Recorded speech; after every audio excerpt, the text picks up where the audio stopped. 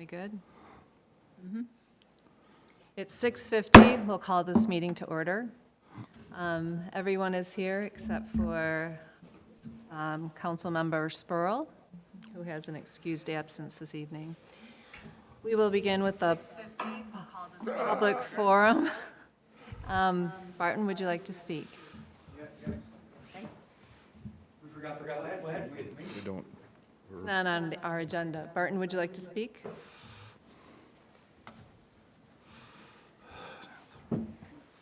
Martin Winter, 1-5 Oaks Lane. And I again want to reiterate that I appreciate the chance to flood the rink this season. And I got to have it mostly the way that I want it. So I do have some complaints, which I don't always want to be complaining, but I spoke last time about problems with the snow blowing, when we had to snow blow in the first part in December, and how I felt that we got delayed by our city employee. And so what I really want is a different large snow blower, one that's reliable, and I want to have access so that I can do the snow blowing when it needs to be done, and it's not a difficult task. On the line of our city employee, who I have worked with him, and I don't want to say that I've never worked with him, but, you know, some issues about things leaving the premises down at the warming house. Most prominent is 2 yellow scrapers that were in the shed, and we had used them sporadically. And on or about January 1st, they both were gone and never to be seen again, right? And I did ask the mayor in a text, and he got back to me and said, "Oh, well, Jim says he doesn't know where they are." Okay. Then later, February, I spoke with Alan, and he said he had talked with Jim, and Jim told him he had them in the back of his pickup, and that these were in poor condition, and he made a discretionary decision so that he took them out of the shed. Well, I'm saying, one, that, you know, he should have let everybody know that, hey, if they're not acceptable, then we need to replace them right away. It's not a big deal, $50 a piece. And Fratelloni's has got those. They got the exact ones. So I didn't like that. And also the ring close sign disappeared from the shed too. And I believe that was Jim acting under his authority, what he considered to be his authority. But, you know, we needed that, and I wanted to know where it was, and I got no response. So I'm complaining too about, just recently we had a warm-up in February, and the mayor decided to close the rink on or about, let's say, Thursday, February 18th or 19th. And I did present some information about, oh, it looks like it's getting colder, and initially they presented a warm forecast. Then they were scaling that back. It was going to be colder, and we still had quite a bit of ice, and I wanted Alan to show these photos. Is that going to happen, or? Working on it. Oh, okay. Well, maybe it won't happen. We're able to show them on the video, but in person we can't. Okay. Well, anyway, there was the figure skating or pleasure rink was fully covered with ice on February 19th or so, 20th, and we had cold weather. And the hockey rink was, like, I'd say about 80% covered with ice. So I implored the mayor. I thought, in my understanding, March 1st was our cutoff deadline for closing the warming house, and she didn't want to do it. And I thought, well, you know, give me some kind of a bonus for doing all this work, and we could have at least flooded the figure skating rink with ease, right, and had something that lasted. Okay, Barton, your time is up, so can you wrap it up, please? Okay. And, you know, just in general, I'm not too happy about the fact that it seemed like communication disappeared in February. the mayor had been gone, out of town, and then when she was back, and I knew she was back, there just wasn't any response, and she wanted to make a decision about the rink without me, and, you know, I wasn't too happy about that, and then trying to talk with Alan about it, and, you know, he was like, well, I don't know anything, or it's none of your business. But, you know, those are not friendly kind of things a way to deal with me. And so I'm unhappy with that, too. Thank you. Thank you, Barton. Thanks for all your work this winter, Barton. Rink was lovely. Yeah, I will say I heard compliments from a lot of people on how nicely it was done down there, so. Yeah, my daughter and her friends loved it. I just meant a thank you. Is anyone else here to speak during the public forum? Seeing nobody, public forum is closed. We are fortunate this evening to have Chief Greg Peterson here from the White Bear. Could we approve it, Jennifer? Oh, yeah, sorry. Sorry, Chief Peterson. Just makes the anticipation. Oh, yeah. Could I get a motion to approve the agenda? So moved, Kathy. I would like to make an Oh, addition, sorry. please. I'd like to add an item relating to the hiring of the deputy city administrator, please. Where do you want to put it?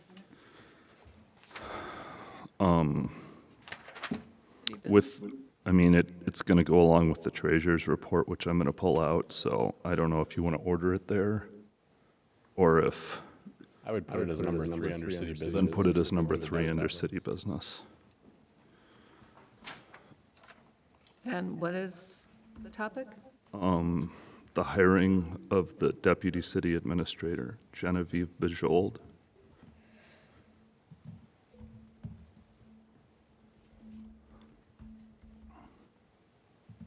Anything else? No. Okay. Kathy, can we amend your motion? Yes, With the addition? addition of number 3, deputy admin, hiring Genevieve. I will Okay. move to accept the. Could I have a second, please? Second. Okay, all in favor? Aye. Opposed? Hearing none, motion passes. Thank you. Now we have Chief Peterson. Chief Peterson is from the White Bear Lake Fire Department, and White Bear Lake, for those of you who might not know, they service us for fire protection and EMS, yeah. So thank you, Chief. Thank you for having me out. I've got a brief presentation. I know you guys working on IT issues, so if it comes up, great. If not, I'm just going to use it to guide my conversation so I don't forget anything. So, Thank you. like the mayor said, Greg Peterson, the fire chief for White Bear Lake. Just a reminder to everybody, so we cover the city of White Bear Lake, the township, Birchwood, Delwood, and Gem Lake. So it's about 35 square miles. It's a very large area. It's over 38,000 people that we serve. So it's a pretty good size area and pretty good. I have a very nice picture of our department members here on the screen. So our staffing is myself and who I'm full-time. I have 2 full-time assistant chiefs, 3 full-time captains, 15 full-time firefighter paramedics, and 3 full-time firefighter EMTs, and then also 8 firefighter EMTs. So we have a pretty good-sized department, able to respond to a lot of calls, a lot of simultaneous calls that are going on. Last year, we had about a 7% increase in our call volume, which during COVID, just after COVID, we had our highest run volume ever. It was just over 5,200. And then it went down the last 2 years, which was a little bit surprising, but we had some frequent flyers that passed away, and so that made enough of a drop that our call volume went down. But I figured that was only going to last for so long, and my guess was right, and so it went up. It was due to a lot of different reasons, but nonetheless, it's on the rise again. So our demographics within our whole response area is about 64% of the people are over the age of 60, which is pretty significant to us.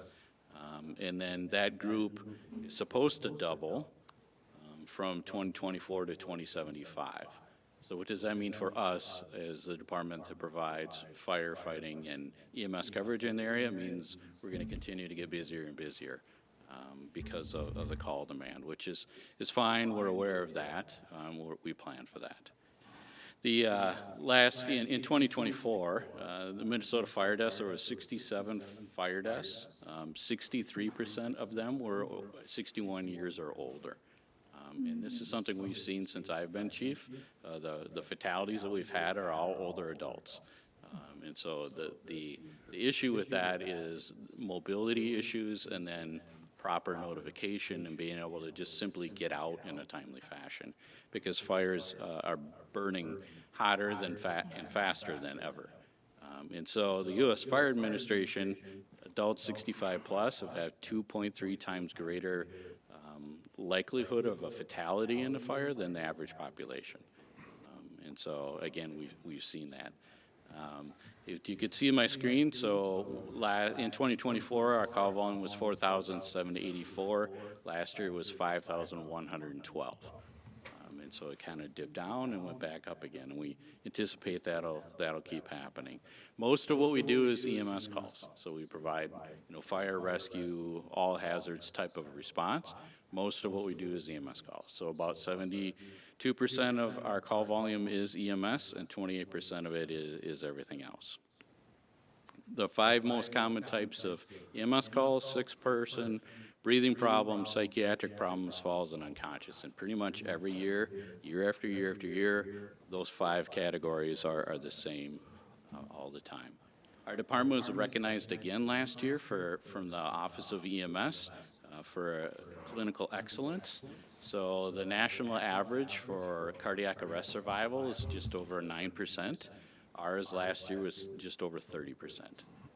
So it's pretty phenomenal. A lot of that had to do with citizen CPR, so I encourage anybody that's watching out there to learn CPR if you don't know it.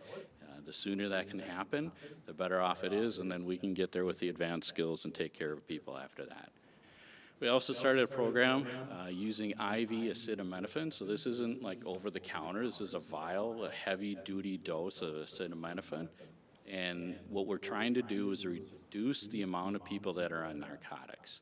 And so a lot of times people's narcotic use start with a broken this or a broken that or surgery, and then they get onto those drugs and that feels really good, and then they have a hard time, getting over that or letting that go. So they're doing this also in the hospital a lot. We're the first EMS agency, at least in this state, to do this program. So we're working with our medical direction to do that, and it's been successful thus far. We do a ton of community events. One thing I wanted to highlight was we created what's called the Vial Life program. Can I share this with you? Oh, yeah. So this is a sleeve with a single sheet of paper in it that has basic information that we need when we come to a medical emergency. And we've got Ryan online to us. And we've been giving them out to all of our care facilities, and they're also available for homeowners if they'd like to have one. Nice. It has a magnet on the back, so everybody has a fridge. So we encourage people to stick it on the fridge because we can see the fridge. It's pretty obvious. It's red. And within 1 week of us starting this program, we were at a call, and it helped us figure out what was going on in the patient because she couldn't speak for herself. And so that worked out great. So if you want some of these, we can drop them off here at the city for you and have them available for constituents. We started up the Citizens Fire Academy again last year. The sign up for that is going on right now. So if you're interested in that, it's a program which is 8 weeks long. We take everybody through like the history of the department, tours of the trucks, the stations, and then we do fire behavior, extrication, search and rescue, all these different things that we do as firefighters. Put you in our gear, let you wear our stuff, and you get to learn a lot about what our jobs are like. So, and it includes EMS stuff as well. Training, you'd love this picture because the mayor's in this picture. So this last fall, you can't see it right now. Great picture. She's got all her gear on. She joined us for live fire training, which was fantastic to have her there. And I don't know, Mayor, do you want to talk about that at all? Did you enjoy that? It was the highlight of last year. Hands down. Not Chicago Fire. No, but it was great. Yeah. So it's a very, go ahead. No, seriously, it really was so educational. It really changes your thinking about what goes on with you guys during a fire, you know? It's really eye-opening, so I appreciated being invited. Thank you. And when we do it, when we have the opportunity, these opportunities don't always come up, but when we have a house that's available, I get asked every year if we would be interested in raising a house via fire. Most of the time, they're too close to their neighbors. And so it's not possible, but once in a while, we get one that'll work. And it is, for us, it's the best way to train. Do people ever volunteer their neighbor's house? Let's not start that. It is very unique. Nobody really knows what it's like, and even for the firefighters themselves, there's nothing like it. We go to a training facility, but it's a concrete building. Everybody knows it's not going anywhere. It's controlled. It's the same layout all the time. So a regular house is a huge deal for us, and it's a great opportunity. So it was a lot of fun, and it was a good experience for everybody involved. So if we do it again, I will invite all of you again. I would encourage you to go. So. Yes, and also, I never left his side. Wherever the chief was, I was going to be right there. You're lucky he didn't run in. We were all in. I just wanted to be with him when we got out. That would make sense. Yeah, we were. Like, I'm in a with that guy. room, and it was a pile of pallets and cardboard and straw on fire. And we just sat there and let the fire develop, and then we had the crew come in and knock it, put the fire out like they normally would, so that she could see, and the rest of the people that participated could see exactly how this works, and how it develops. And even though it was just that, it's amazing how much fire is Yes. just from pallets and straw and hay, And how hot it is. and how hot it is. Yeah. And that was cool in comparison to what we usually deal with. So it was great. We have our rescue swimmer program. This is something we started a few years back now. Unfortunately, we had to use it last summer in recovering an officer that didn't survive. Unfortunately, about one-ish a year, we have a drowning in the area. So that program was good. Our rescue swimmers are actually the ones that brought her up to the surface, and got her up onto a boat and then brought her in. So we tried to resuscitate her, but unfortunately couldn't. So, but it's a great program. We are prepared for things that go on the lake. We had one call earlier this year.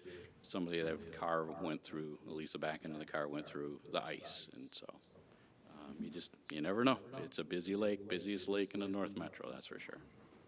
Last year, another thing of note, and hopefully it doesn't repeat itself this year, is wildland urban interface, which all of you live in this area, what we would consider that.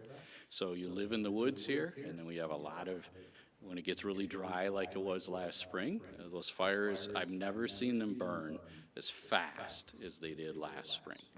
And so they develop rapidly, and anytime they're near structures, that becomes a problem very, very quickly. So again, we have the ability to fight those. We rely, like all of us do in this area, all the fire departments rely on each other to help out.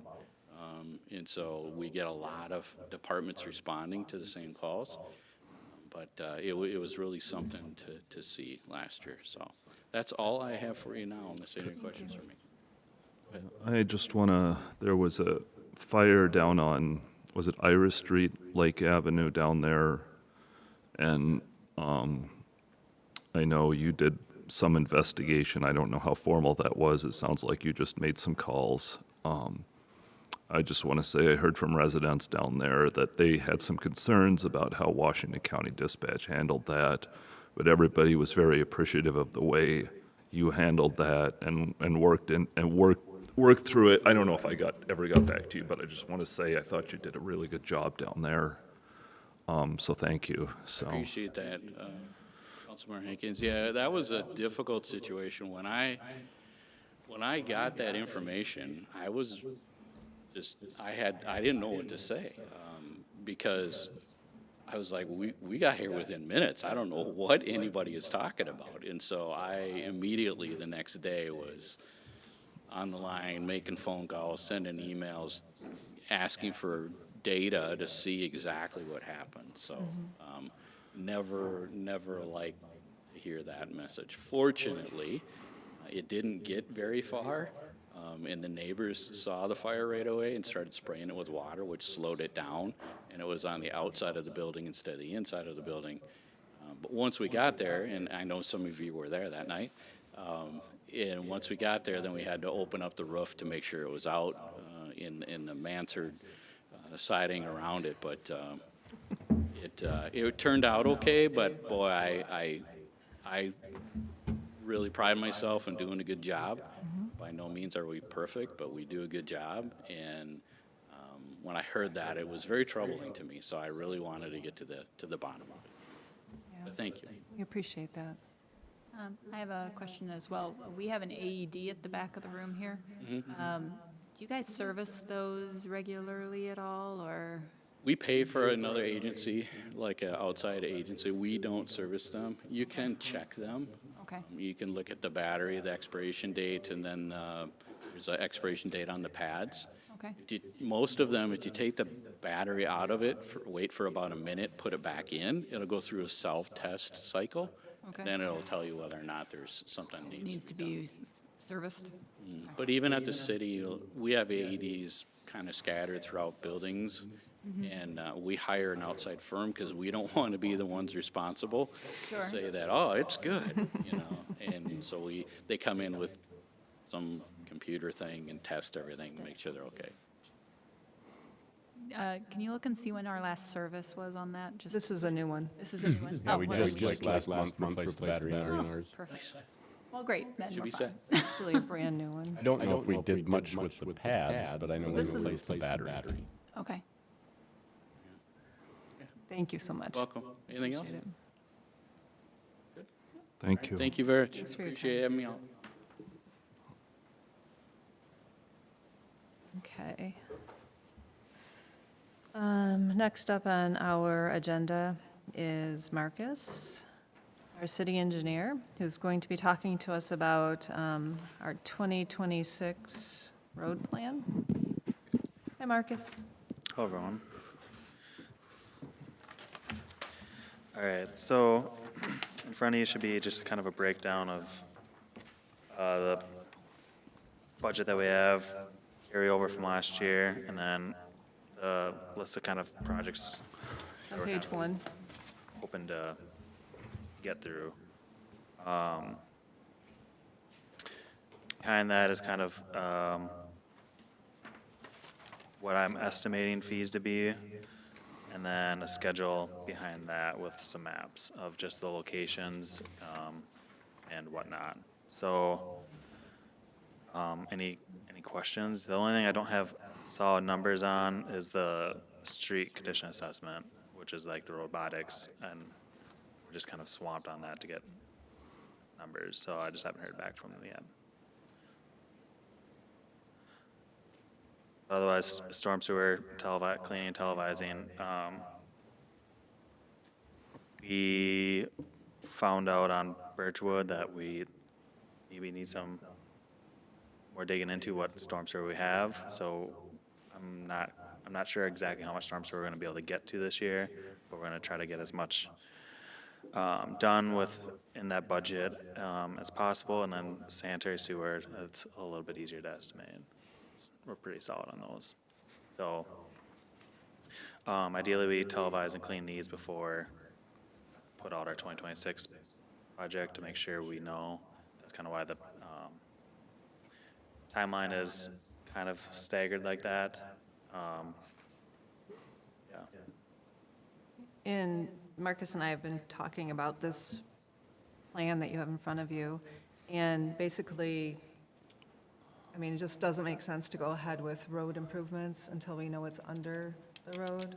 If we have leaks in our either sanitary, or if there's problems with stormwater management, it should get fixed prior to putting new roads on top, so that's why we're going forward with this. Yep. Or we'd like to go forward with this.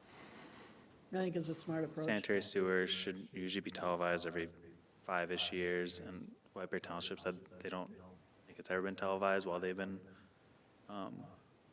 in town, so, Are you saying televised? yeah. Like, Put on TV? Like, It's literally, No, I know. yeah.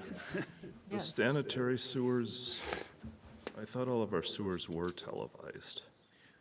In like 2017, That sounds right, yeah, They were okay. lined, the last lining was in Lined. 18. Yep, Okay. yep. And then they have to be relined from time to You don't time? usually have to reline it, but you still want to check to make sure that roots didn't infiltrate or Right. there's not a clog or anything like that. Okay. Because those will only show themselves, in the winter. But, the main concern is the storm sewer of just making sure we have a good handle on good mapping, so when we have a clog, we know where to go. Mainly. Any other questions? did we decide which roads we're doing officially? Because I know we had several plans last It's time. on page 1, Yeah, listed. That's what we've settled on then? it's the third map back. Oh, okay. So my fees too, I have the roads for 2026, and then I have figured of just sending survey out for 2027, just to kind of try to get ahead of the ball a little bit. So the 2027 is also in there as well. And then I guess, since we haven't done our robotics review yet, we're fairly confident that the roads you selected are the ones that are in the absolute worst shape, right? Yes, yep. And the robotics, I'm kind of thinking of just waiting until after the mill and overlay for this year, so we can just get the most recent data.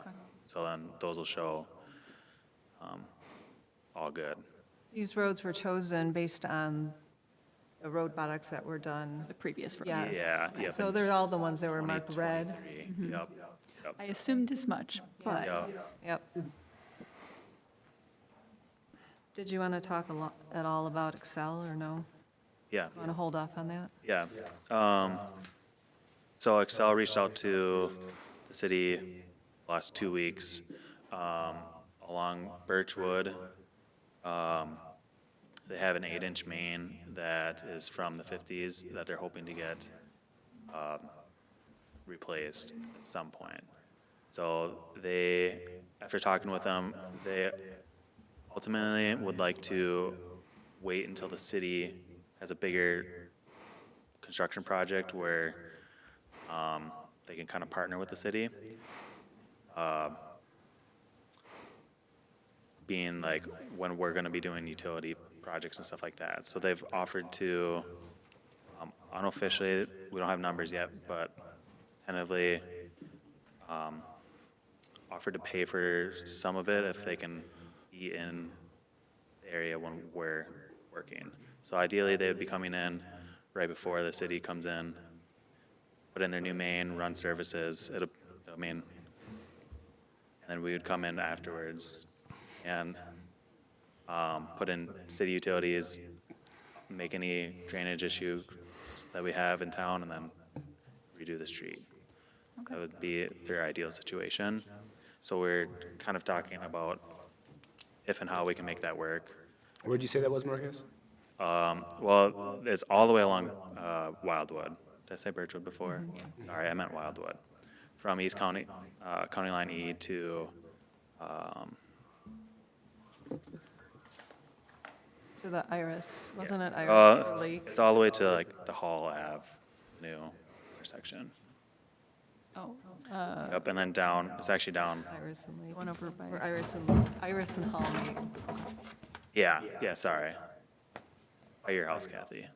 the one up from it though. Yep. Cedar and Hall? Yep, Okay. yep. And the main actually does run down That one? Cedar to like the Matamidi Oh, okay.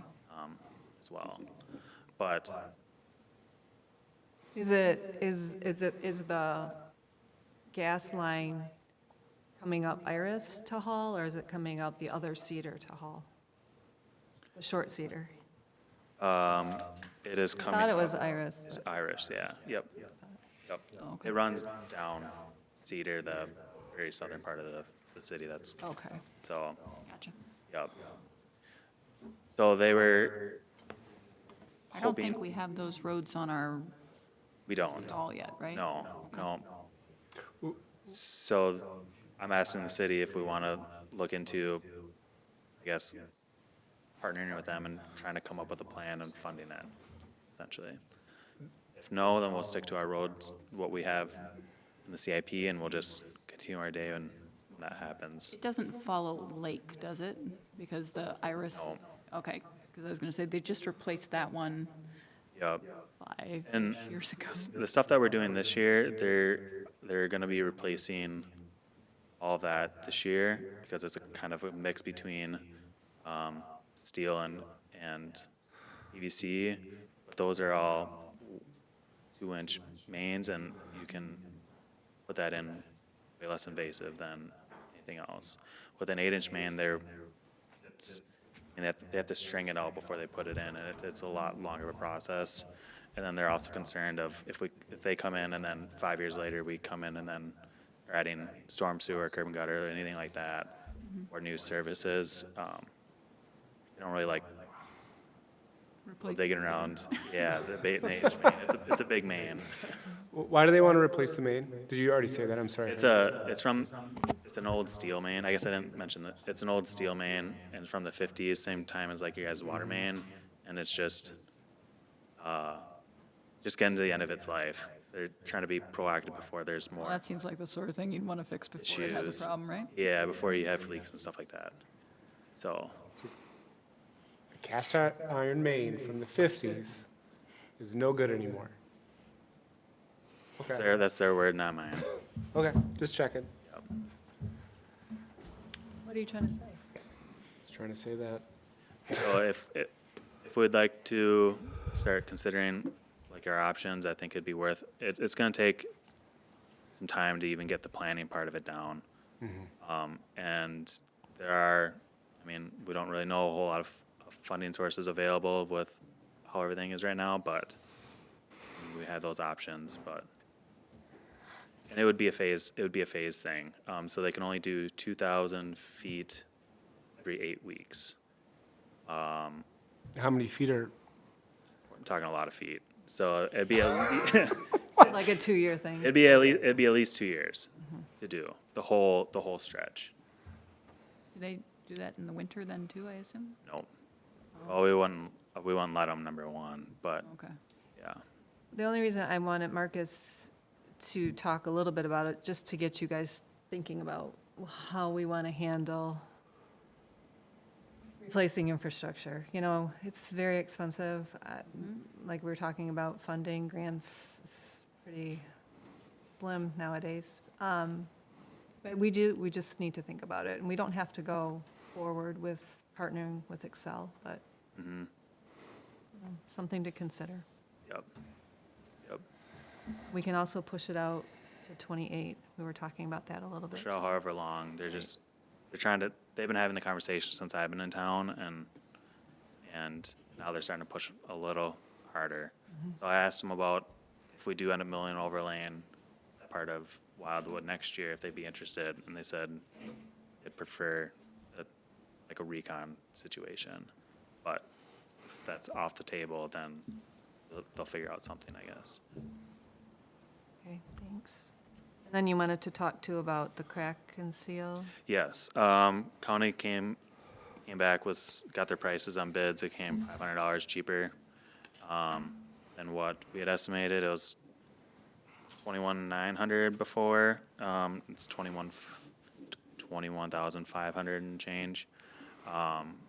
They're just asking if the city has any concerns and if they have the green light to go ahead with that. So everything looked good. There wasn't really any surprises. It came in lower, which is always good. So Okay, and do you need a decision from us for anything to move forward with the 2026 project? if council is okay, I would like the green light to get a plan together for the cleaning and televising, and then have surveys start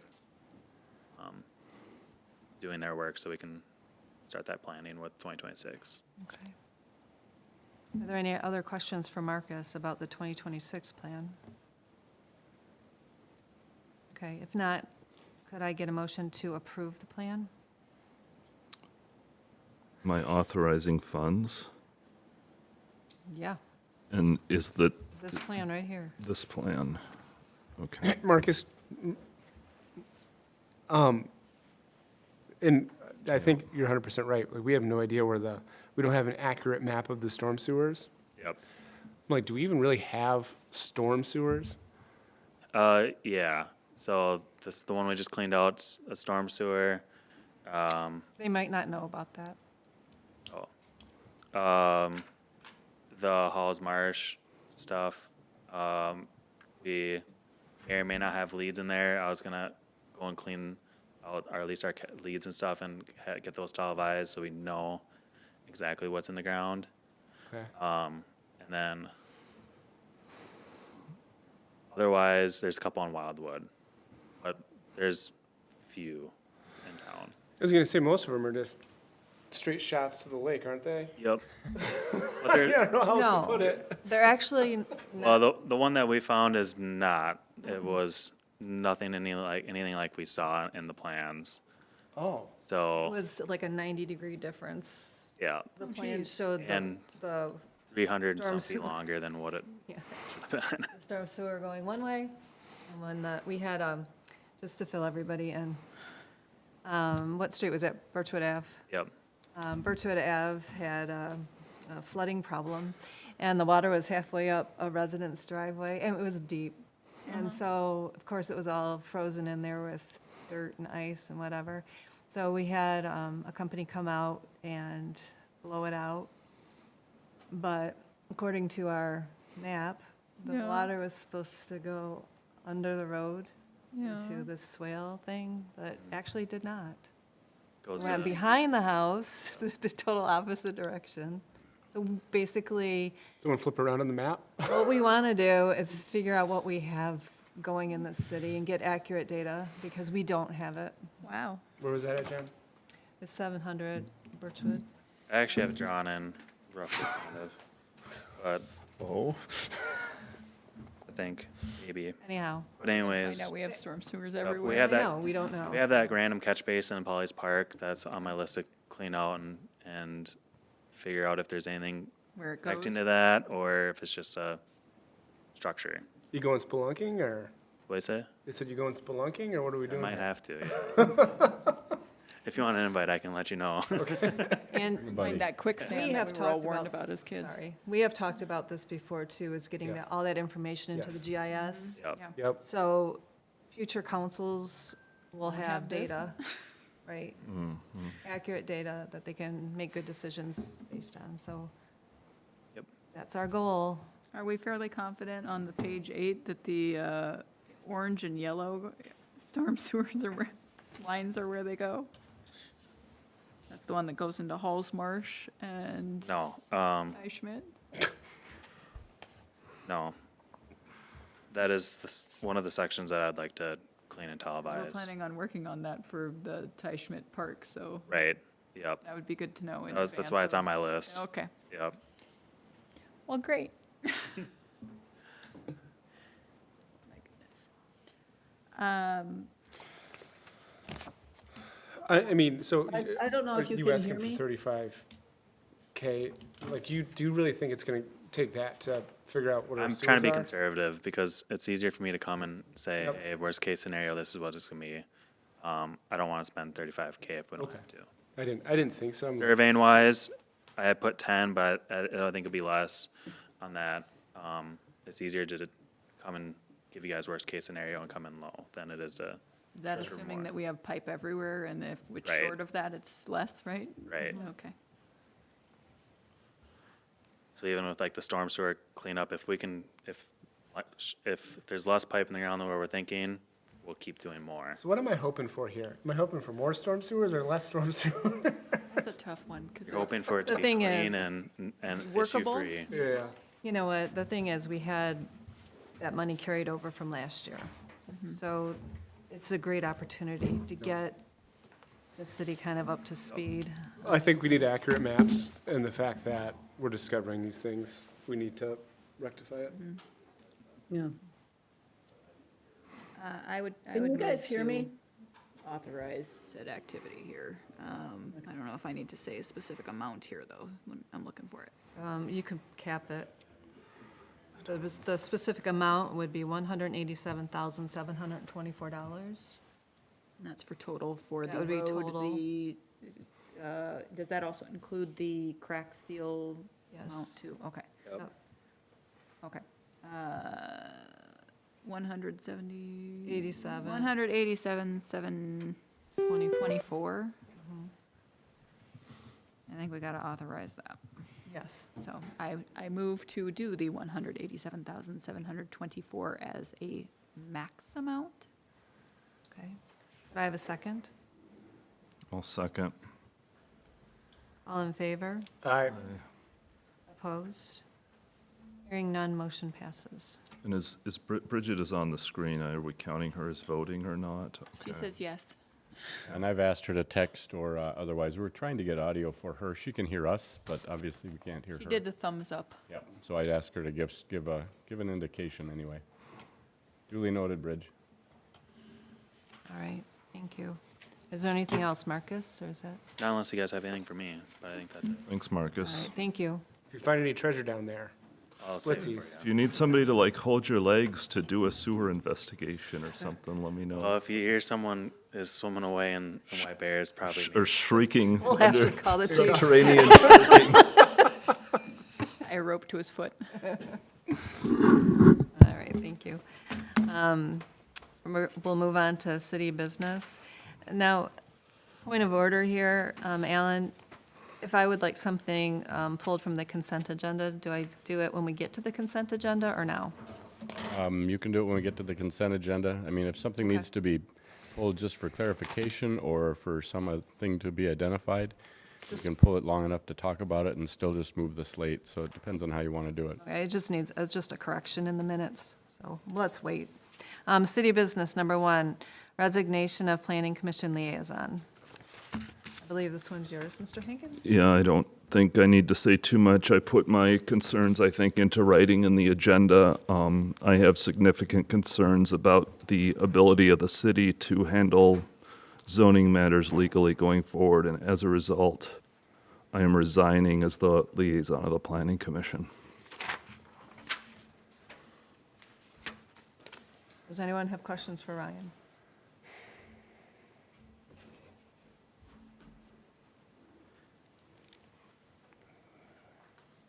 Isley, do you have a question for Ryan? yeah, 1 second here. Okay. Collecting my thoughts. Select them I fast. assume we need to, well, I have questions not necessarily related for Ryan on that portion, but as far as if we are concerned as far as our current planner, their ability to do their job correctly, I think we had an RFP that we were planning on doing that never went out. It did go out? It did Did it not go go out. It was never posted to the League of Minnesota Cities, in spite of the resolution. Oh, it was, So it never. It never left. went out. So as far as like how did Bolton make? Well, because I sent them a request personally. But you'll get 4 or 5 applications if you actually post it to LMC. And that was a resolution? It was a Yes. So resolution. we should follow the resolution, No. right? I would, We didn't. I mean, I I'm just think that resigning. was- If people want to follow up on that, that's up to you guys. Oh, okay. That As may far have as- been, Does, it was during transition times for sure of, I don't know which time. But I mean, this is kind of beside the point, Alan, but to that matter, there's probably resolutions that fell off that didn't get executed during all of that, Scott or when, Yeah, I don't think Becky Scott was touched here. it, as far as I know. or anything, just like the door handle resolution. So can we just like get a list of the resolutions that we've passed as a council?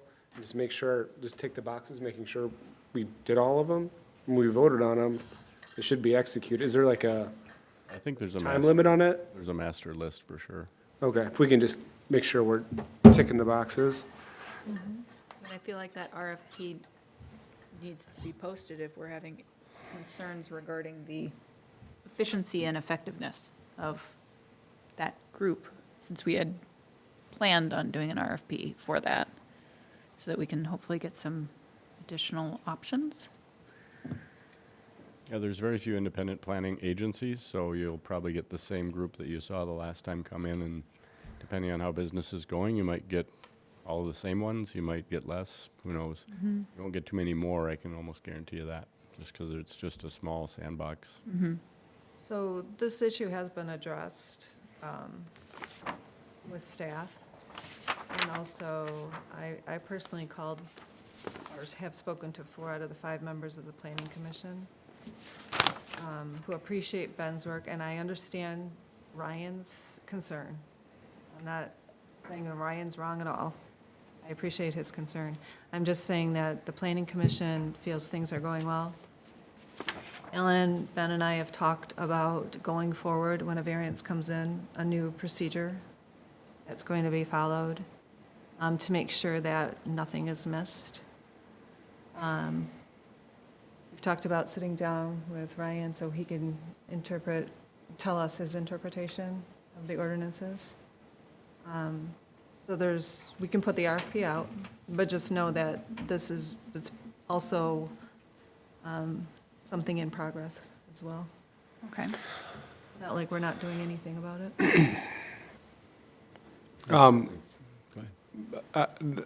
I was just gonna say, like, for situations where there's a variance, typically how many variances do we get a year? And I'm trying to think of my time on the council, and I can think of like less than a handful, like 3 off the top of my head. It's not, the volume's not super high.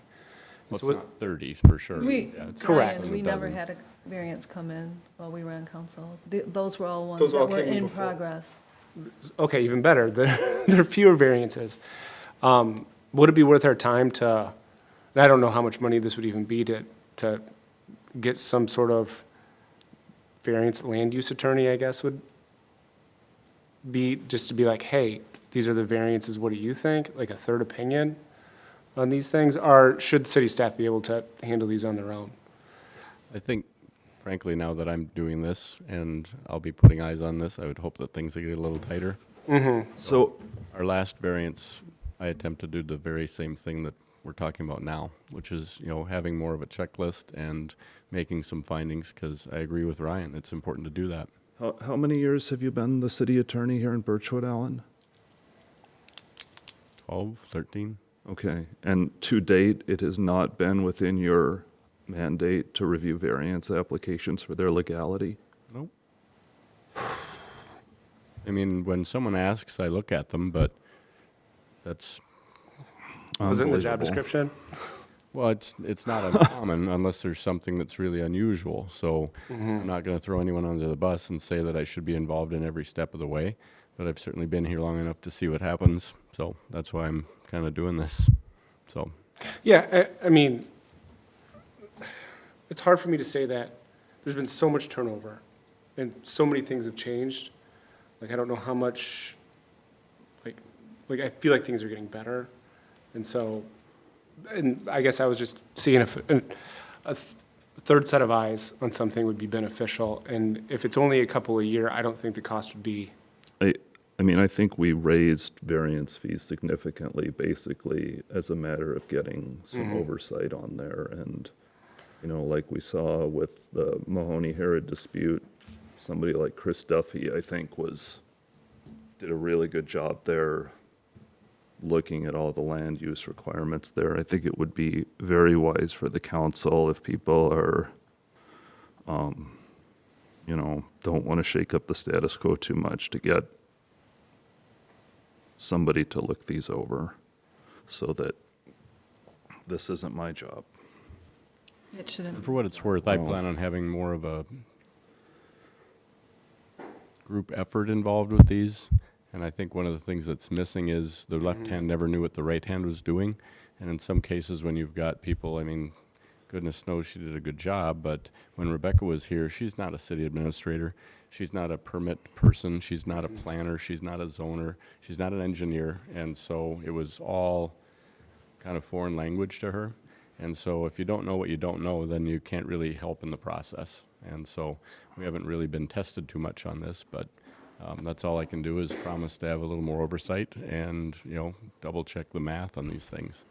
So sometimes it's tough if you don't want to go scouring through the entire code for every little thing, and we do put it on the applicants to do It that. took me 15 minutes to find this, Alan.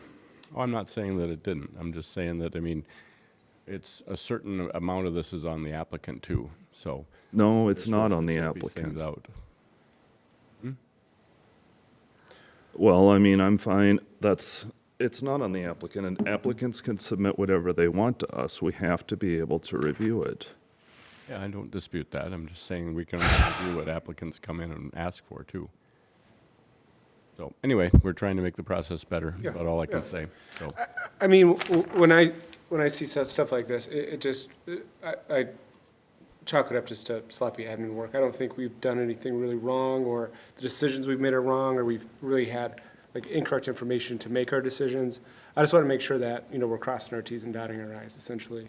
And I guess the only thing I was concerned about in Hankins' resignation letter was, there seems to be a discrepancy between the minutes and the city planner's defense of what happened.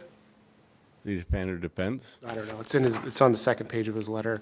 The planning commission, actual finding, and then, we had the 2 bullet points on the second page. My understanding is, And that's the other thing, it's, I guess, Hankins, I guess I'm a little confused of what that is as well, but it seems like there's a discrepancy between what you read in the minutes and then what the planner told you. okay, so I think it would be good for me, it's a little long, but it would be good to read the entire email from Ben, and this is in response to an email I sent saying I didn't think it was needed for the planning commission to discuss findings of fact at its meeting because I think it needed better inputs. Before you read that, Ben also sent me an email about a discussion you had with a homeowner. So I'll have to, That I had with a That as well. homeowner? when you were taking pictures down there? Sure. Okay. No, I mean, I don't need the Jenny email, I just want to make sure everything is on the up and up. If what's in the minutes is like accurate, and then what's in, that there's not any discrepancy there, I guess. That's it. I'm just cleaning up the admin work, and I think that's what we're doing. Trying. So, yeah. And I want, also I think- guess can as you they guys say, hear a me? good, clean fight at the planning commission process, because their job is critical. So if they do things right, this should be as easy as just adopting the findings that should be established at the planning commission. And I agree with Ryan, they should be justified and there should be findings in there. And so, I'm not gonna say the planner makes short shrift of them, but we need to define what a reasonable use is, and if it's as simple as saying, hey, it's a residential neighborhood, they want to put up a house with a garage, that's a reasonable use. And right now, some of those things get glossed over maybe a little bit. Alan, the planning commission minutes explicitly said that the statute wasn't met. This isn't a matter of some interpretation. This is a matter of specifically that the planning commission said the statute wasn't met. Hence your bullet point. Hence my bullet point. And, this is not the first time this has happened. And I don't understand why it keeps happening and why other council members seem to be so, accepting of this level of planning services. And so I'm going to step back from this, but I have an expectation that going forward, I guess I don't have any expectation because I don't think there's any reasonable plan here to actually do legal zoning going forward. Because I think when you have a planner who won't come and tell the council that the statutory criteria weren't met, no process is going to overcome that. And so I'm stepping back because I don't think we will do this right going forward. And I want to say to people who come up here for a variance, I'm sorry, but I can't vote for this because it doesn't look like it was legally done. I resigned from the Planning Commission liaisonship because this was a problem. And next time this comes through, I expect to say 4 council members basically supported continuing with the status quo. They said, we understood that this would be fixed and now it's not. So this is the same thing we went through with the, when the planner didn't understand the difference between a setback and a height variance, right? Oh yeah, well, I'll go fix that, and then again, not fixed, right? So I don't have a whole lot of confidence that some sort of process change is gonna fix this here, right? I also would just raise what Jen is raising here down at 131 Wildwood Avenue. It appears that the planner just allowed a retaining wall that was illegally allowed there. It doesn't meet the zoning criteria. I took some pictures of it. I don't doubt that people were upset. But when I asked the city administrator about this, Alan, you stated that no variance from Birchwood or even a permit was necessarily needed. You said you would just let it go, even though for retaining walls on shoreline, we've typically we required those things. So it's a little unclear to me how we're even able to handle our codes at all when we're allowing retaining walls on shoreline without requiring permits. So yeah, I took a couple pictures. I can show them the requirement, the zoning requirement in Birchwood is that everything be 3 to 1, a distance of 3 horizontal and 1 vertical. And so my concern down there, and I think I'm glad this was raised to Ben, because I don't think it met that in the code, is that when you build a retaining wall of a higher degree than that, a higher angle than that, it has to go through the variance process. And I have concerns all over the place where we're just generally not meeting our code. It's not generally a variance issue or generally a finding of fact issue. It's an issue that the city and Bend fundamentally cannot do the job. I understand. And the work down there is permitted and inspected, and everyone seems to think it's just fine. And I don't know who thinks that, because you can clearly see it doesn't meet the 3 to 1. All I can tell you is what I did after the complaint came in, which was check with Rice Creek, and they said it was permitted and it was fine. But not permitted through Say Birchwood. that- Let me finish, please. So, they said it was permitted and that it was fine, and that in fact, on the same day that I called, Washington County went out there and was actually actively inspecting it, and they approved what was happening. But there was no Birchwood permit issued True. as required. I don't know if it was required. It's clearly required in our code. There's no ambiguity about I don't that. have any opinion on that. So what I did was I checked to see that the work was permitted and whether it was a replacement or otherwise, and all the other governmental entities were fine with it. So, not gonna start a debate, I'm just telling you that's what I was told. So I went out there and looked at it and took a picture of it too. And there another. Oh, you complaint took a came- picture too, huh? Another complaint came in about the actual corduroy, I guess I would call it, the wood planks that were put down there, just to make sure they were doing what they were supposed to do with their permit to use the easement to get out there too. So, anyway, everyone seems to think it's okay. I'll do whatever he has asked me to do at this point. Yeah. But again, I went out there, it looked. All right, well, thank you. I do, thank you for going down to look at it. I mean, I don't see any problem with going down and taking pictures of stuff. So, what? I'll talk to you about it later. I stopped and told the contractor what I was doing, so they didn't call the cops on me, because I'm in my private Well, vehicle. they Yeah. can't call the cops on you for taking a picture. Well, I didn't want to be Well, called on, put it that way. So I just stopped and said, hey, I'm going to go check they out call what's the going on, that's all. I just, from my perspective, sometimes wading through this stuff is like reading Greek, and I don't have a background in city planning or this type of stuff, so that's why I'm like, getting another set of eyes on it, what's the harm in that, But I kind of want to see how the new process plays out. Well, all I can do is promise you that if Yeah. I sit down and say, are we sure about this? Yeah. About the best I can do moving forward. Yeah, I can, I get it. I mean, it's been so much turnover and I can flux. advance one other subject relative to this, and it came up this last week, was the actual cost of the variance, since you touched on that too. And so it's $5,000 right now, and that's not an escrow, that's actually the fee for a variance, a single variance. And we just had a variance basically get walked back, and the application didn't come in. Whether or not it was because they were quoted the $5,000 or not, I don't know. But that seems maybe a little bit high for a single variance issue.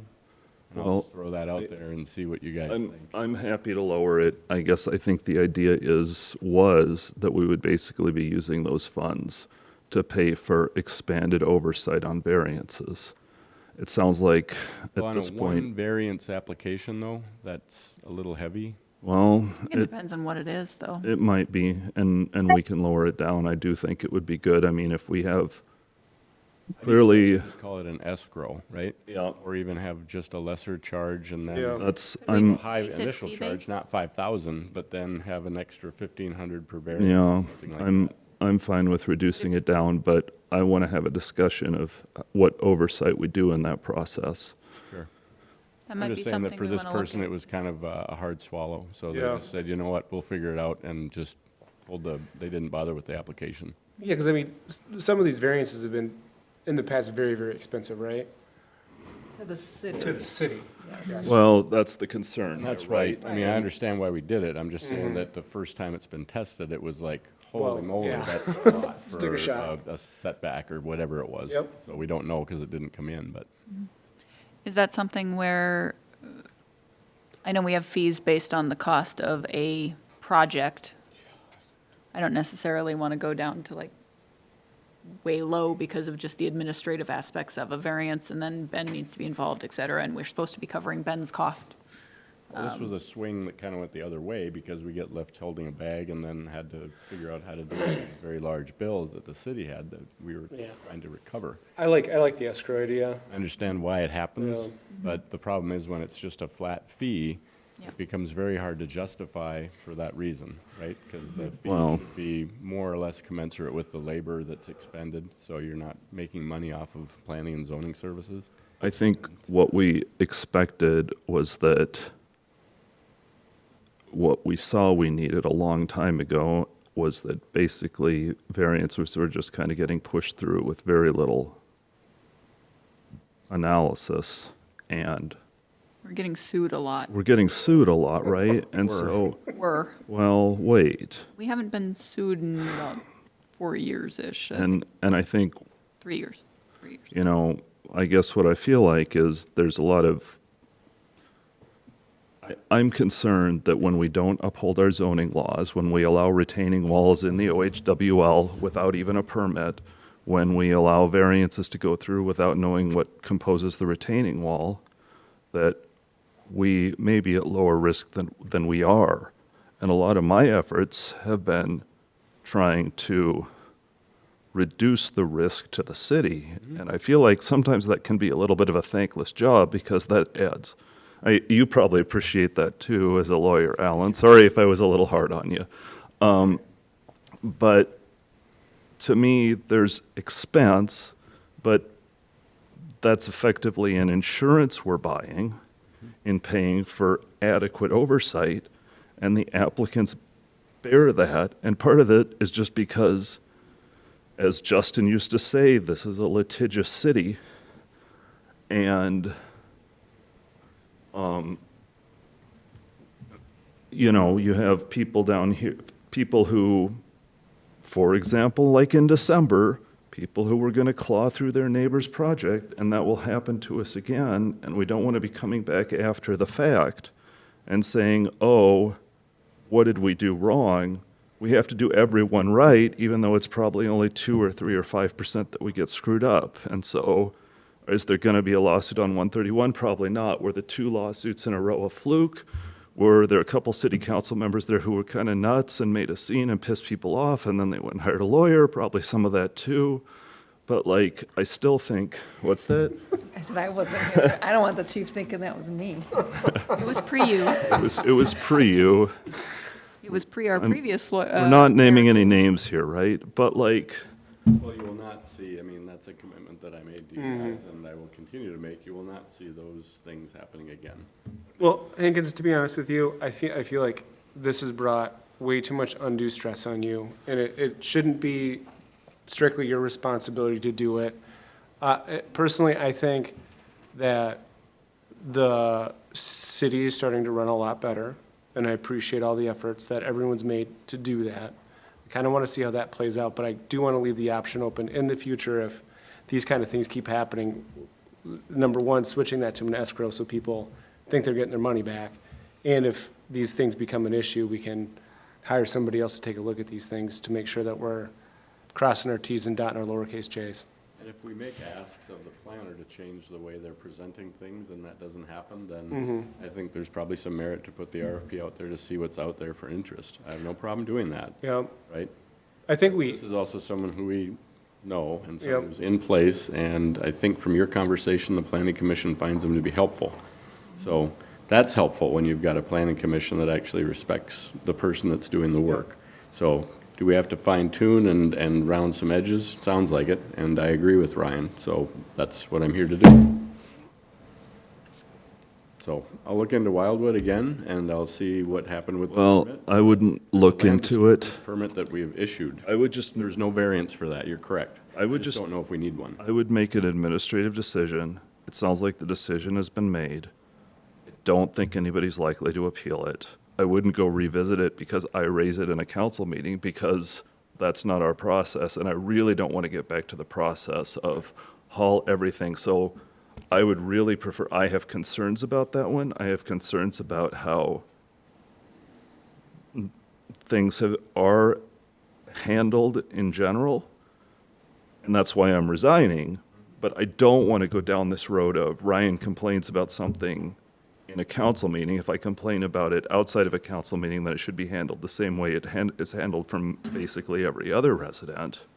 But please don't go revisit that, because I don't want to go down the, that's another thing I want to get away from, is this thing we used to do 4, 5, 6 years ago, where 3 or 4 times a year, there would be a weird zoning right at a council meeting with a lot of yelling about some issue. I remember some lady down on Wildwood who put in a few patio stones and got into a giant mess on a variance, and I really don't want to do that. If we're going to do it, run it through the planning commission and run it through the whole process. But if honestly, I don't think I'm not filing an appeal.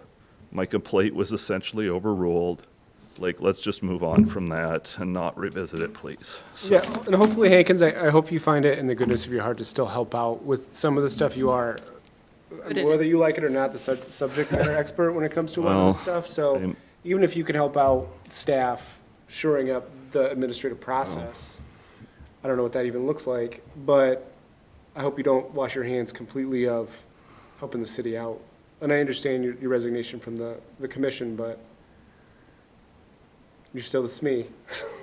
Thank you, I appreciate that, so. And all I can say is there's gonna be a little bit more flow control. That's part of the problem, is just not knowing when it goes to Marcus, and certainly you've been here long enough to make comments if you want about the process too. You know, it's just getting the team together, because Yep. right now it just feels like there's a silo here, there's a silo there, and it all kind of comes together and gets thrown at the planning commission. And so I don't think that's entirely helpful, but it certainly is a great opportunity to miss things. So I don't want that to happen going forward. Yeah. And I'll say, if you ever feel like, and this is just from my experience reading this, if you ever feel like out of your depth on this and we need to bring in third-party help, like If I I'm, get confused, Yeah. I've got other people I can certainly call too, so. Okay. yeah. All right. I think Bridget was wanting to say something. Bridget, did you want to say something? Yeah, I don't think you can hear me though, or can you? we can hear Oh, you can. You know, I echo all the sentiments about all the good work and the passion with which you do this. I also project through of how the software and there's so as Alan says, I think a lot of this can start with the process, and if we can tighten that up, then it goes forward much more strongly into the planning commission. Thank you, Bridget. Thank you, Ryan. Thanks. Hold our feet to the fire, man. Yeah, you're on your own. All right, let's move on to number 2, which is the consent agenda. I just, I have a question on this one quick. on the consent agenda? No, on the liaison. Do we need to appoint a new one? You're doing it? Oh, you want to vote on it? I'm good with you doing it if you're okay. I can't for work, but, 'cause it's the third Tuesday. Do we have to vote on it? I assume that if you're appointing yourself, might be helpful to take a vote, Okay. as opposed to just saying, I'll do it. Can someone make a motion to appoint me to as the liaison? Anybody? You would like to be appointed? Sure.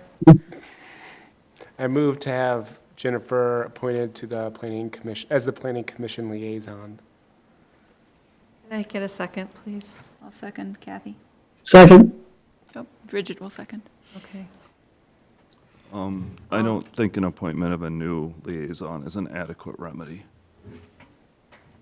But there needs to No, be I a agree. There liaison. has to be one, though. I'm not gonna you. vote no, and that's what I'm saying, and you guys are gonna vote yes, and so we're all gonna vote, and then we're gonna move on, right? Okay. All in favor? Aye. Aye. Opposed? Nay. Okay. I don't know how to do this. So, motion passes. 1, 2, 3, 4 yeas and 1 nay. All right. Consent agenda. I'd like to pull out, excuse me, A, which is the minutes of the last council meeting. Does anybody else want to pull anything out before I we? wanna pull out the treasurer's report, please. Yeah, I agree. It's not what it needs to be. Okay. Anything else? I had a question on how we were doing the consent agenda for the third part, so C. Okay, so what are you saying? You want C I'd pulled like out? to Pull out C, because we Okay, had to discuss it, so. yes. Anything else? We got D and E. Anybody have any opinions on that? You want them in or out? In, In? in's good. We can talk about it.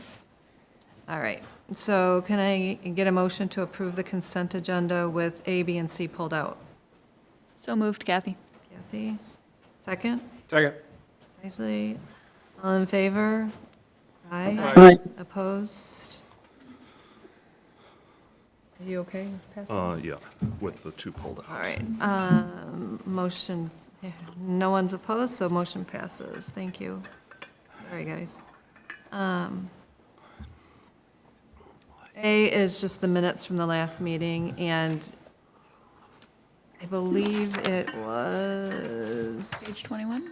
number 8 on the minutes. Ryan actually approved up to $700, and the minutes reflect 500. Okay. So that was the only thing. Apologies. Yeah, no problem. I move to approve the minutes as amended. Second. All in favor? Aye. Aye.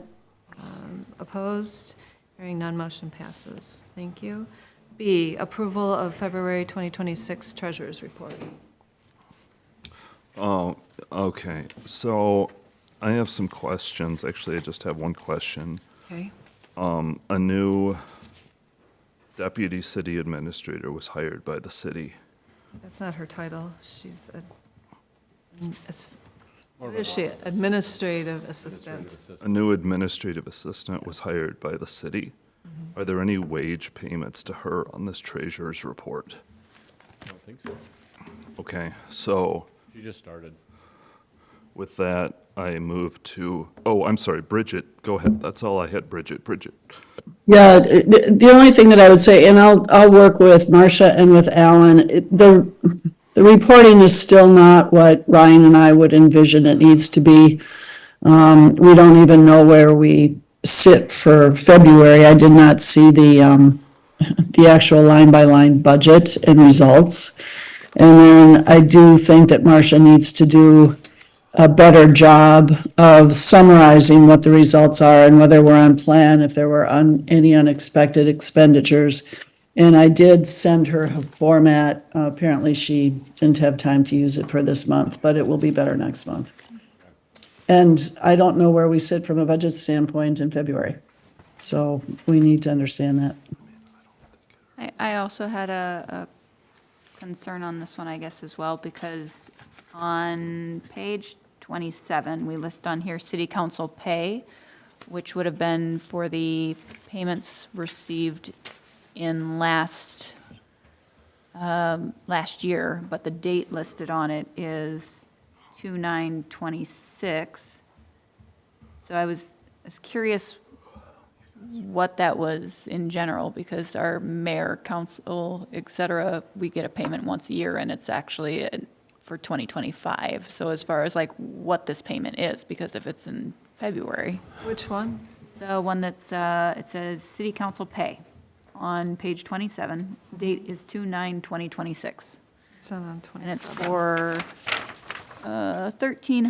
$1,384.74. I don't know if that's when. Is it on checks That was were- page 27 probably or to page me. 27 of the PDF? Yeah, Oh, sorry, page 27 PDF. Okay. So page 25 of the, Sorry, yes, page 25 of the packet, sorry. 25 of the. That was probably to me, Kathy. I had donated my salary, but the way that it was done Oh, was not right. okay. And It so said they had to mayor on pay it, me so I was for like, those. what is going Well, on the- there? Because it's, All the council pay is usually under mayor. Well, it's voided. Are you well, looking- no, there's the voided, and then directly below it is another entry. Yeah, I think what happened is they put my name on Bridget's Bridget's check. check. Okay, because you had one. And that's why they voided it. Okay, and they did it twice, because her name is on the next line, too. Yours is. Oh, mine is. As mayor. So anyway, so as far as like what that was, because I had seen your name for Right. December, and if that's incorrect, because I was like, we don't get paid in February, it's not a bi-monthly or something like that. So I wanted to bring that one up too, just to have that corrected, because I don't think it was to Jennifer. No, No, it it's wasn't. true. Okay. But that was something that I noticed in this, so we all found our own little fun. What's your thing, Ryan? Got an extra- Oh, well, we'll get to that on the additional item. I was just wondering about any payments to the new Oh, okay. administrator. So are we okay with the treasurer's report then? Or? I know we're not, Bridget. I am. I know we're not okay with the format, but are we okay with the accounting? I part? move to pay the bills in the treasurer's report and express our extreme disgust at the, The format. I move to pay the bills.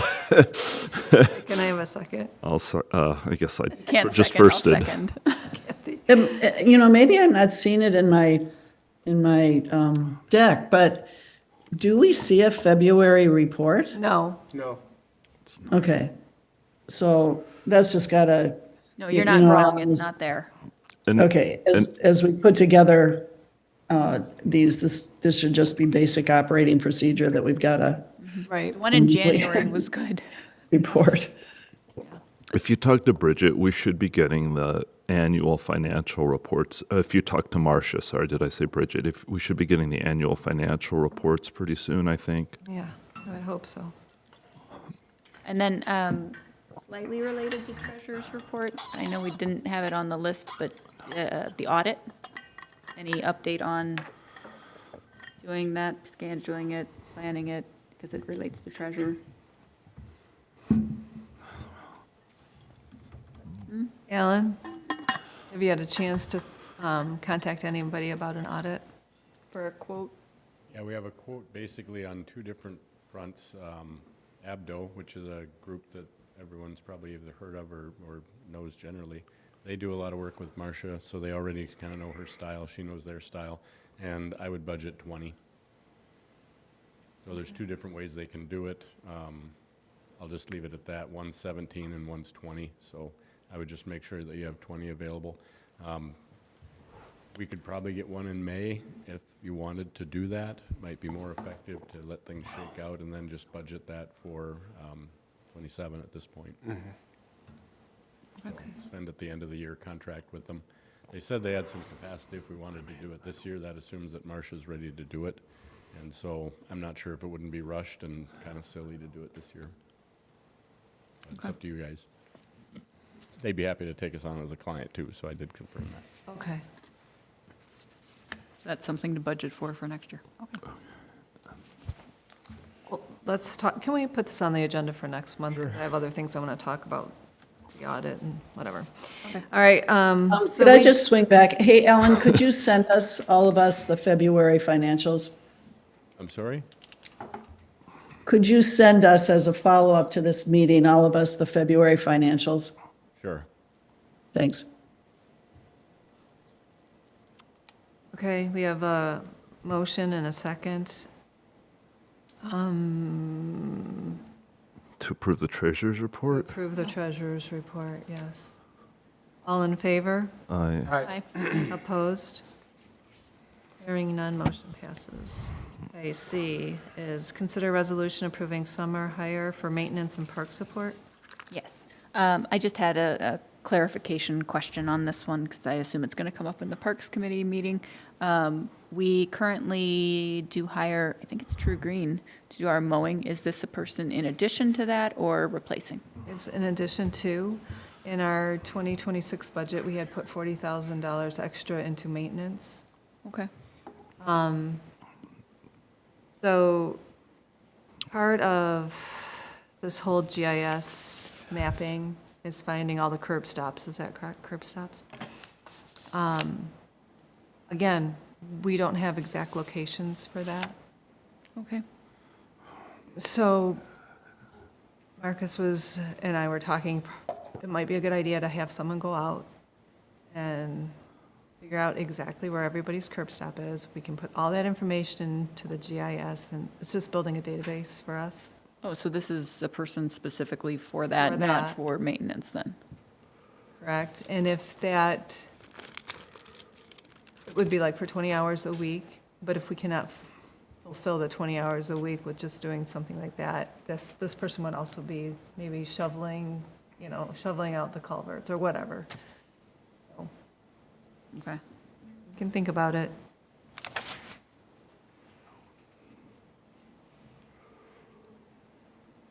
How long does it typically take to find a curb stop? I don't even know exactly what that is, so. It's the little round shut-off in most people's driveways. So at least the curb stop is actually down below the ground. It's what you That's actually the- shut off the Yep. water to. It should not be below your driveway, Hankins. Well, it Should is, not be below it is, it's, Well, no, mine is. Mine is too. There are well, plenty of so, Birchwood that are. so just a second, that's there's, the curb stop is the box that's actually down underground, Correct. and then there's the thing above it, that's the knob, I don't know. It's all considered the curb stop, it's just the riser. Okay. Curb stop Yeah. itself is the valve that shuts off your Valve is- water. And the valve is down below the ground, because otherwise it would freeze, right? Right, So- yep. And ideally, it should have a cover on it, unlike mine that's actually paved over. So is mine. There are others I know of that are paved over They have too. that nice cover on it. No. It How shouldn't, do we fix that, by the way? I assume I have to pull up as part of my driveway, yes? yeah, Okay. yep. Anyway, It- do it sh- you want to talk about why it's, oh, I'm sorry, you had a question. Well, I was curious what the curb stop was, but as far as like, As far as how easy it should be, it shouldn't be that hard to find, but there are obviously, like your case, where it's hard to find. If there's better buried metal, because all you can do is take a metal detector until we have a better system down. Take a metal detector and find metal in the yard, then you dig it up, you either see a curb stop or you see junk. randomly, and I can't remember if it was this year or last year, where Mr. Manship had mentioned that there was a specific tool for this Yep. thing, So for this year, where he wanted us to buy him this tool, remember? this year I was just gonna let you guys use one of our GPSs. Okay, so So you guys will be able to, using something that's, you guys will be able to use it, yeah, and then once they collect it, we'll review it to make sure it's right and then put it in. And then from there, once everything's in the GIS, however you guys wanna go about it, but you can just take a GPS and go right to it without needing, a metal detector, essentially. really, we're looking at 21 times For like the streets that we did the last 2 years, we have all those curb stops shot. We have some along Wildwood that are along, like the driveways, things like that. We have some, but it's the ones that we don't have that are harder to find. Okay. Gotcha. So you do know some of them, so. Yeah, There would yeah. be quite a bit of time potentially each week to do maintenance? Not sure. It depends. Potential, We would yeah. get this job done and then move on to maintenance, because the contract would be from like May 15th to August 15th, Yeah, 20 hours a week. sure. If it doesn't take that much time, then we could use this person to do something else. I mean, there's plenty to do around here. Well, I'm not concerned about the amount of work. I'm more concerned about the, So like last year, I spent almost a week out and got, I don't know, it was like maybe 80 of them, 100. out of the 300 some. Yeah. Okay. Well, that's what I was wondering, what exactly they'd be doing to confirm if it was mowing or something else, et cetera. Yeah, between, I just did for 15 weeks would be $6,000. We- Which budget are we planning on pulling this out of? I still was gonna do it out of the maintenance. I gotta pay for daycare, so. And with the rain gardens coming and Teichman and stuff in the future, we figured they could work on maintenance with that and like, I don't know that they'll be doing it this year, but right, no, not this year, but looking forward, when we get out of the curb stop shop, we don't have to worry about that. Okay. Yep. And if you don't want to pull it out of the maintenance budget, we can pull it out of somewhere else. It's not gonna be a lot. well, I wasn't sure which budget it's coming out of because I don't want it to hit a budget that already is set kind Right. of thing, so, Yeah, there's 40 grand in there, so. okay. I mean, I'm okay What's with the it. intent of the money? Yep. All right, can I have a motion then to approve C? So moved. That was for a summer hire. Isley, second. Second. Thanks, Bridget. All in favor? Aye. Aye. Opposed? Hearing none, motion passes. Number 3 is hiring of Genevieve. Okay, so the city hired Genevieve Bajold, is that how I say her name? Genevieve, Genevieve Behold. Genevieve, okay. And what was her start date? She started 2/20. Okay. And in what minutes of the city council did the city approve her hiring?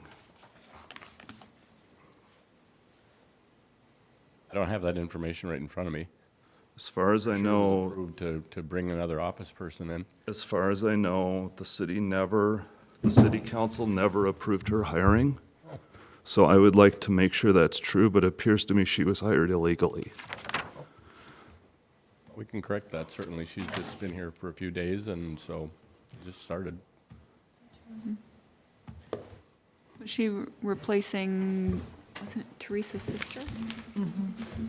I know we approved that one, Did? That was the last one we approved. yeah. Yeah, so I'm more than happy to bring another resolution forward. It's just the replacement for that person who was here, I think. Well, it's not so much being happy to do it or not, it's that that's a legal, We she went was. forward with the authority that we had. If you want another resolution, we can do it. Ellen, I want things to be done legally. Sure. This was not done legally if she was hired without a resolution. Boy, it's hard to find I since think none of the there's minutes are already on the the approval website. there for that position. Then show me where it is. I don't have it in front of me. Okay, well, then let's make sure it's there if you're claiming it's there. And if it's not there, I'm I sure don't there's. think she's there in person. I didn't bring a resolution naming her to that role. That's true. So she was not authorized to, so there was no authorization to hire that position. I think there was authorization to hire the position. We didn't bring anything forward for her specifically.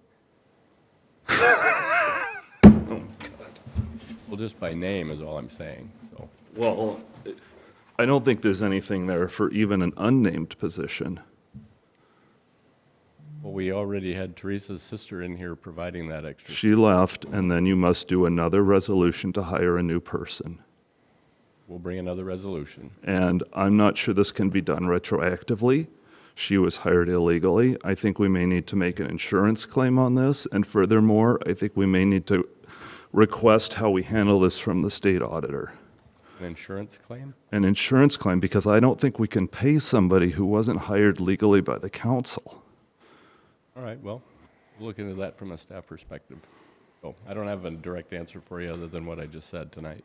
I think the first step here is to make sure there was a council action authorizing us to hire this person. Okay, well, we'll have to look back through the minutes, Ryan, and see what we can find. I didn't prepare one naming her, so I can tell you that. So I don't think that we need to look back through the minutes for that specifically. Well, you can't just hire somebody because somebody else leaves and claim that was all blessed all along. That's not legitimate under the law. Okay, well, give us some time and we'll see what we can find.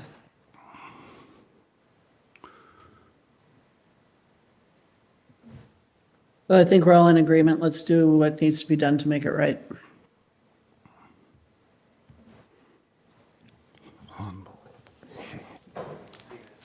See ya. Yeah. Well, if that's not the case, what's the process of delegating that authority to the city administrator for someone like that? I'm Well, sure wait a sure minute. that the council can delegate that authority, right? So as a council, we could say, Alan, we give you like the authority to hire somebody in the future. Which is what we should have done. Which is what I thought I had, so. Well, okay. We've already hired the position once, so Yeah. it's just. Well, she wasn't hired if there wasn't authorization to hire her. All I can do is say we'll make it right. I don't think there's anything wrong with Yeah. what we've done, so. No, well, I think one of the I think before we go into this, I think what I would suggest we do is validate that there was such a resolution to hire her. And if there wasn't, we call a special or emergency meeting to deal with that situation. Because I don't know that we can just make this retroactive. I mean, for We can. my quick 2-second search We right need now, this. it seems like there's a ratification process to do this retroactively. I'm not an attorney. I don't pretend to be an attorney. Well, I can't go through this, but The problem, I think, Ryan, is that I really don't want to get ahead of ourselves. Let's make sure Alan thinks the resolution exists. I didn't say that, Ryan. Okay. What is, I think there's. Let's make authority there sure to hire a the resolution exists hiring her, and then go from there. And if none exists, I think we need to have a meeting as soon as we can to deal with this situation.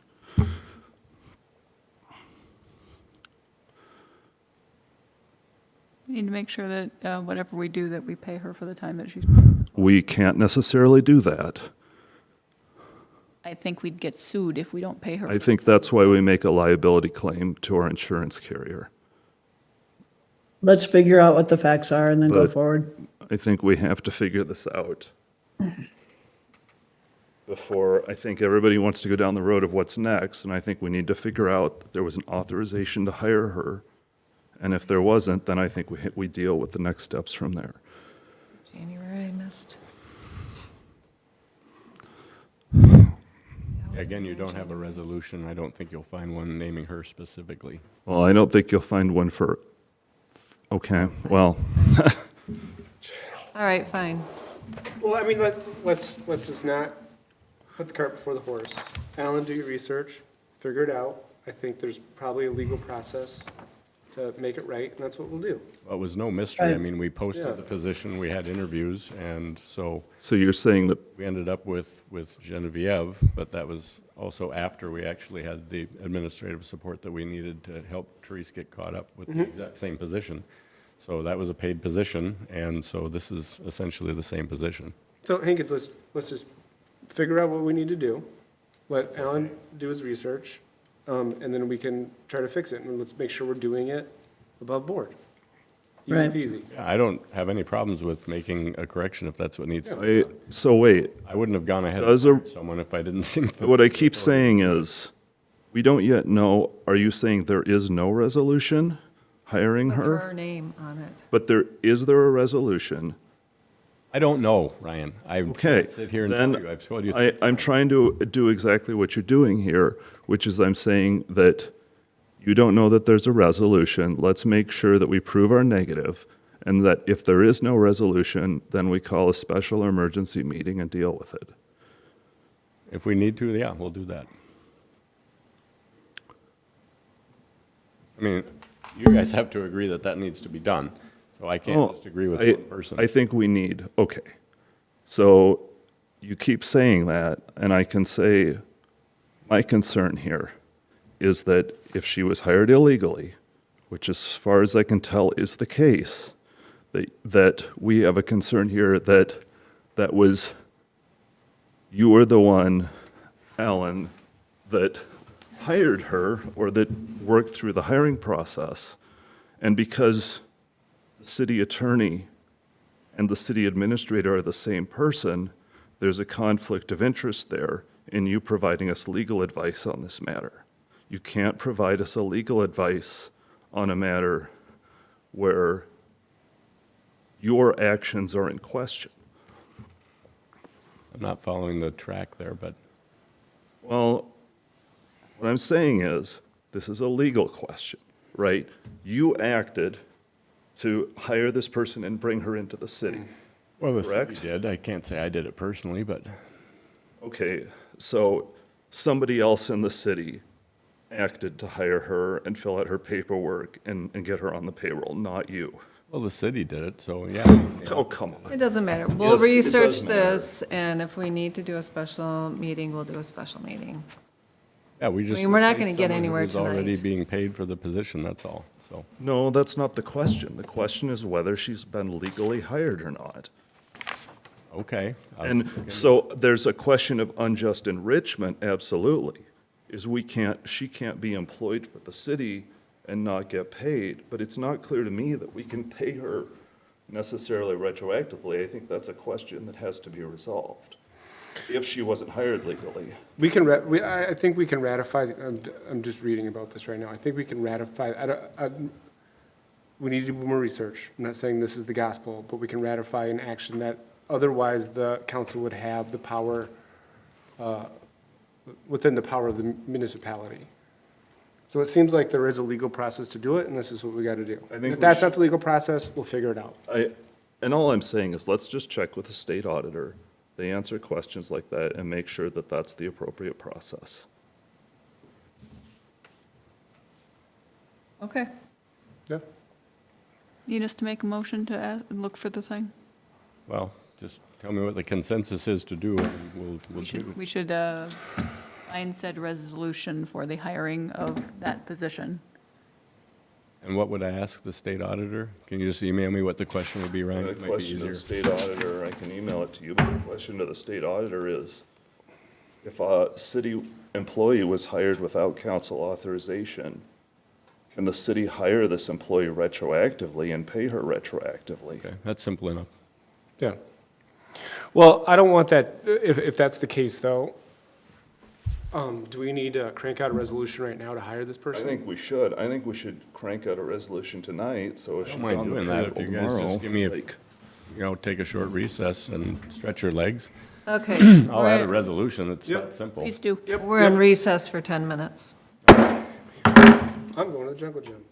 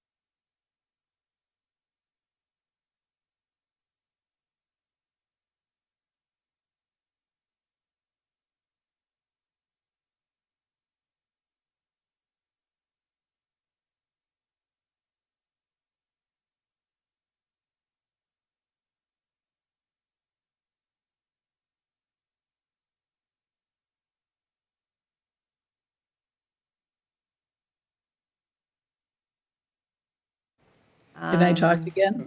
Can you hear me? Yes. Oh, Jennifer, I sent you a quick text. Okay. That might be helpful. So Kathy, did you want to read this? Yeah, I can read it. This is- again? Can you hear me? Sorry. Yes, okay. This is City of Birchwood Village, Washington County, Minnesota, approving the hiring of administrative support staff at the regular meeting of the City Council of the City of Birchwood Village, held on Tuesday, March 10th, 2026, with the following members present: Acting Mayor Arsenault, council members Isling, Hankins, and Weir, and the following absent councilperson Spiel. Do we need to say that she's zoomed in? Sorry. Yeah, I mean, I'm You're voting. here, okay. Maybe we adjust that one. Okay, sorry. The Birchwood Village City Council resolved, whereas the city is actively seeking a long-term, half-time administrative support employee, and whereas the City of Birchwood Village has posted advertised for the position and will evaluate candidates that emerged, and whereas the City of Birchwood Village still has a present need for administrative support that has identified an individual willing to work in a true on-call, part-time fashion, Ms. Genevieve Behold. Biold, thank you. And whereas the City of Birchwood Village desires to hire Ms. Genevieve Biold to provide such needed administrative support to current staff and will compensate the position at a rate of $28 per hour. I would, excuse me, before you go on, I'd like to add one more whereas. Whereas this position will be retroactive to her start date. I don't think we can do that legally. If we can't, we'll throw it out, but according to, We'll just say if possible. If approved by the city auditor, it'll be, or if approved by the state It'll- auditor. February Where- 20th? yes, February 20th. Can you put if approved by the state auditor in there? Sure. Okay. I wouldn't do that. I would just say due to an administrative oversight in the formal approval process. I don't think this is a big deal. I think this is a bigger deal than that, so okay, you guys vote for it. It was an honest error. We're 2 weeks late. Was that the end of your whereas? I will continue reading. Now therefore be it resolved that the City Council of the City of Birchwood Village hereby authorizes the hiring of Miss Genevieve Biold at the rate of $28 per hour without further benefits for on-call administrative support not to exceed 20 hours per week and until a permanent hire for the support position is made. No, she is a permanent hire Oh, for the support position, so. I'm sorry. As a permanent hire for the support position No, let's just put it 20 hours per week, and end? Yep. Okay. Then it says votes in favor, votes against, abstaining votes. Resolution duly seconded and passed this 10th day of March 2026. Signatures attested, et cetera. Okay.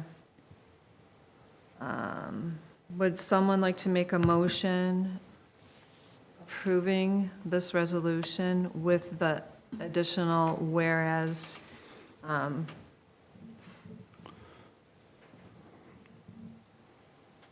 stating that her start date was February 20th? Can I get a motion for that? So moved. Second? I'll second, Kathy. All in favor? I would like to say, I don't believe that the city should go forward with this without getting a quick phone opinion from the state auditor on whether we can circumvent the statutory requirement that the council control all hiring. That's in part of the whereas. Are we including in the whereas that there's a clause that we just double check with the Yes. state auditor before we make this Yes. retroactive? Okay, then I'll vote for it. And Ryan, just so you're aware, I'm taking the note for the extra whereas. So I've just got simply that this motion is retroactive to February 20th, 2026, subject to the approval of the state auditor. Okay? Thank you. And if That's not, great, tell me what you perfect. want to hear. Nope, That's nope, good. that's perfect. All right. Okay, all in favor? Aye. Aye. Opposed? Hearing none, motion passes. Well, thanks for catching that for us, Ryan. Announcements? Alan, did you want to read those announcements? Nothing other than what's in the deal. We talked a little bit about the variance cost, and so work on modifying that. Do we want to put, is $5,000 just as an escrow? Is that acceptable, just as a tweak to that? Well, You bring since that- it's an ordinance, We are have we to going to have have to do the first and second reading? Oh, yeah, I'm just saying, what do we want to do? How do we want to change it? That's fine. I can just put it on, we can talk about it next time if you'd rather. Yeah, I let's just do brought it up that. as something because it was just within the last, 10 days that this came up, so. How about we, No one's project's getting delayed because of this, is Nope. it? no, Nope.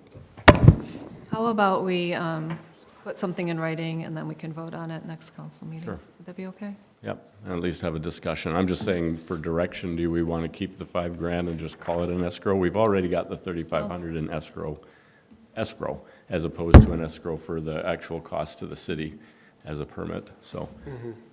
Isn't the Otherwise, we're permit stuck. 1,000, wait a We're minute. stuck in that chicken and egg trap, right? If you just have a minimal one and then you've got costs that exceed what's there, that's where we got in trouble last time, so. How much is the escrow? 3,500, The escrow's 3,500?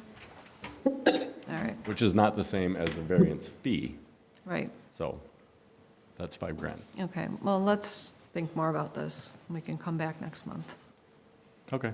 okay? Any more announcements than the ones printed? Sheriff's monthly reports included, and our next meeting is April 10th. If there's nothing else, I move to adjourn. can I get a second? Second. All right, all in favor? Aye. Aye. Council is adjourned. Thanks, guys. Can you guys sign this, please?